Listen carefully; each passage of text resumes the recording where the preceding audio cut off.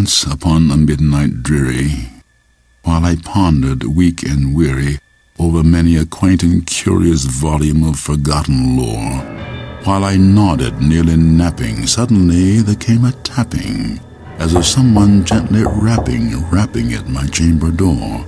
"'Tis some visitor," I muttered, tapping at my chamber door, "only this, and nothing more." Ah, distinctly I remember, it was in the bleak December, and each separate dying ember brought its ghost upon the floor.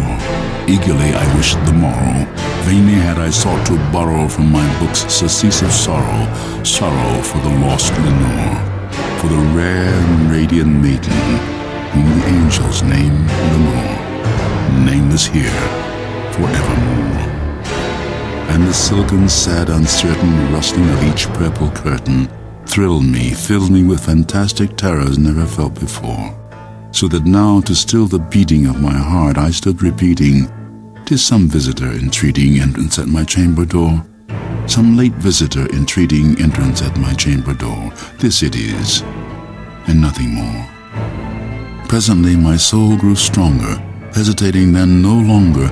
"Sir," said I, "or madam, truly, your forgiveness I implore, but the fact is I was napping, and so gently you came rapping, and so faintly you came tapping at my chamber door, that I scarce was sure I heard you."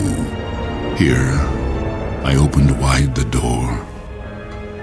Darkness there, and nothing more. Deep into this darkness peering, long I stood there wondering, fearing, doubting, dreaming dreams no mortal ever dared to dream before. But the silence was unbroken, and the stillness gave no token, and the only word there spoken was the whispered word, "Lenore?" This I whispered, and an echo murmured back the word, "Lenore." Merely this, and nothing more. Back into the chamber turning, all my soul within me burning, soon again I heard a tapping somewhat louder than before.